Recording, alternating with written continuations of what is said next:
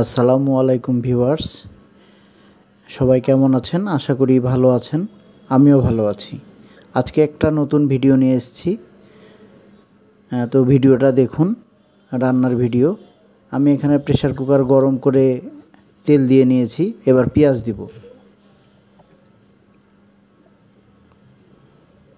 দিয়ে পেঁয়াজটা একটু নেড়ে নিব।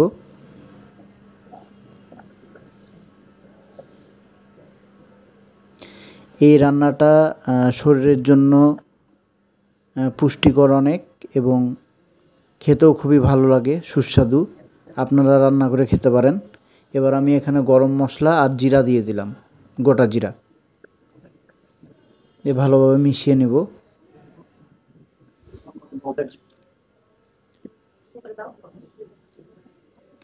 এইভাবে তরকারি রান্না করলে অনেক ভালো লাগে খেতে। লবণ দিলাম পরিমাণ মতো। লবণটা মিশিয়ে নিচ্ছি। এই সময়তে লবণটা দিলে হয় কি, পেঁয়াজটা তাড়াতাড়ি নরম হয়ে যায়।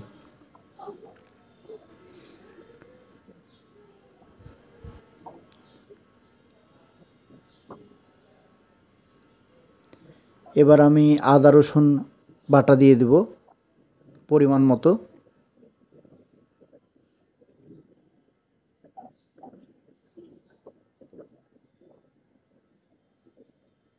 যেহেতু এটা রান্না হচ্ছে খাসির গোস্ত দিয়ে, পেঁপে দিয়ে আর আলু দিয়ে, খুবই চমৎকার একটা রান্না।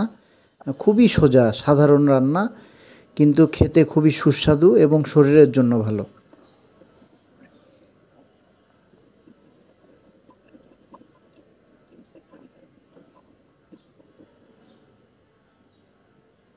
এবার একটু পানি দিয়ে দিলাম যেন আদা রসুনটা পুড়ে না যায়। এবার আমি এখানে গুঁড়া মশলা দিয়ে দেব, অ্যাড করব। হলুদের গুঁড়া, মরিচের গুঁড়া এবং জিরা ধনিয়ার গুঁড়া।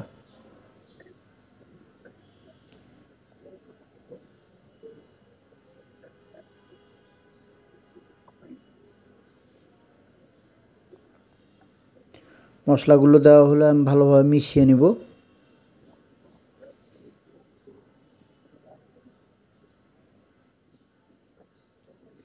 এই যে দেখুন, আমার মশলা দেওয়া হয়েছে। এবার নেড়ে চেড়ে মিশিয়ে নিচ্ছি। এবার কষিয়ে নিব ভালো করে, যেন আদা রসুনের গন্ধ এবং হলুদের গন্ধটা চলে যায়। তেল উপরে উঠে আসলেই বুঝে নেবেন যে মশলা কষানো হয়ে গেছে। এই যে আমার মশলা কষানো হয়ে গেছে। এবার আমি গোস্তটা দিয়ে দেব।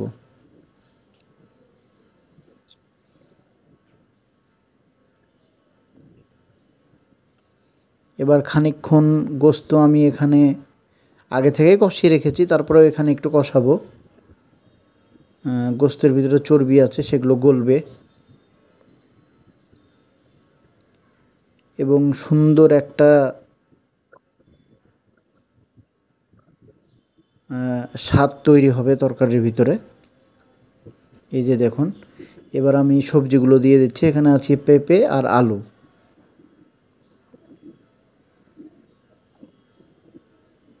একবারে সোজা রান্না, যে কেউ রান্না করতে পারবেন। শুধু মশলা, তেল, যাবতীয় যেগুলো জিনিস লাগে সেগুলো মাপ মতো দিতে হবে। কম বেশি দিলে তরকারির স্বাদ নষ্ট হয়ে যায়, মশলা যদি কম বেশি হয়। এই যে এগুলো আমি নেড়ে চেড়ে মিশিয়ে নিচ্ছি, জাস্ট একটু কষাবো।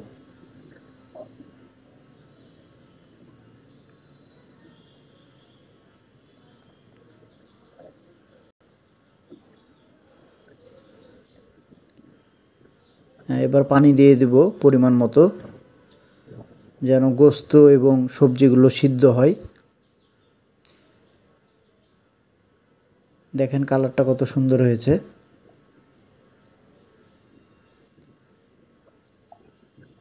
পরিমাণ মতো পানি দেওয়া হয়ে গেছে।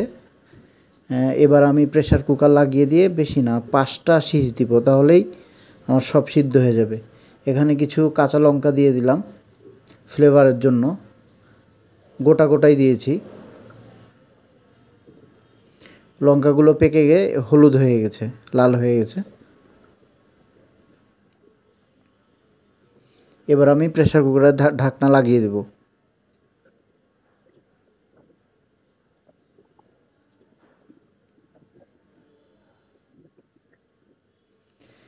এই যে বন্ধুরা, আমার রান্না শেষ, রান্নার ফাইনাল লুক। রান্নাটা কেমন হয়েছে সবাই কমেন্টে জানাবেন। রান্নাটা দেখার জন্য সকলকে অসংখ্য ধন্যবাদ।